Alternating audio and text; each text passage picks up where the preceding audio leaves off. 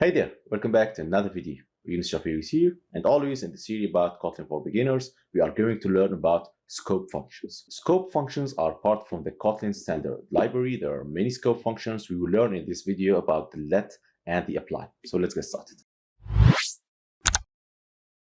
Always with an empty project, let's get started. We use the apply function on an object, in which we configure this object and return this object as a whole using the apply function. Let's say we have a class called person, and in this class we have two things. And here, let's initialize them with, let's say we have this person class. But we can do something else. We can create a person. Let's create a person like that, which is a person. Okay, and we want to configure its value. We can use a person like that. Dot name equals something, for example, Younes. And also we can give it the age. Now you want to print this person. As you can see, we are operating on the person directly using this two line. You can do something better. We can call the apply function like that. And this is a lambda. It will return the object itself. It will return the object. The return type is simply person. Okay, it's not an int. Okay, otherwise it won't work. It is a person.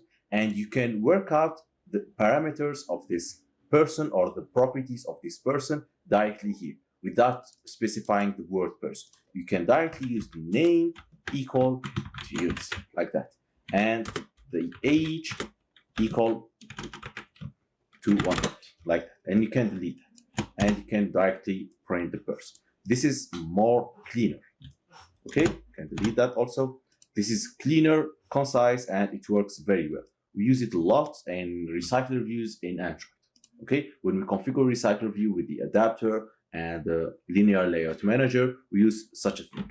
Okay, so this is how you can work with the apply. It is a lambda function. It takes anything, and with this object, it lets you access the object directly. And using this, well, we can use this like that, and we can also emit it. It is the same. And the return type of this apply is the person. Okay, is the person as the receiver. Okay, that's for the apply function. On the other hand, the let function lets you execute something on the result of other things.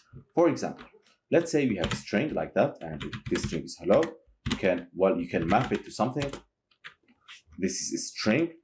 For each character here, we will do something. The it is a character. Okay, we can map it to, for example, to an int, for example, and with this int, we can, for example, filter something. We can filter on, for example, the value bigger than 3 if I or it is bigger than 3. And we want to work with the result of this chain. So this is a chain of function. We want to execute something on the final result.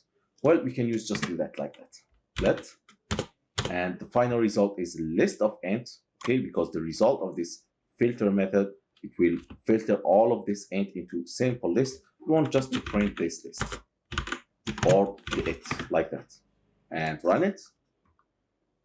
It will print 141. Okay, because all the letters are bigger than 3. If we put 104 here, it won't print 104. Okay, 8, 8, and 11. Okay, this is the ASCII code of this letter.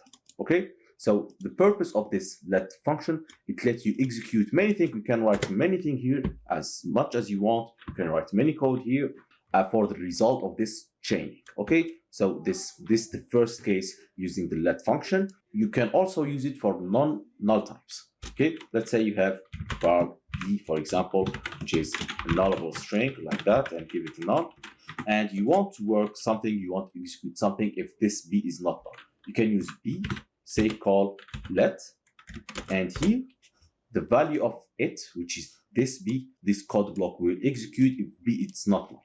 So you can print, for example, b, or you can print b to uppercase, for example, to lowercase, to uppercase. You can print all of this if this b is not null. So if we run it, well, it will print this first, and it won't print anything because b is null. Now if we change it to AA, for example, now if you run it, it will print AA, and AA. So this is how we can use the let. Usually we use it for something like that when we chain many things and we want to perform something on the result of this chaining or we can use it also with non-null types. You want this code to execute only if this is nothing. So this for the let function and the apply function. We will learn more about other scope function in the future video. So thank you very much for watching till the end. I really appreciate it. Don't forget to subscribe to the channel and see you in the next video.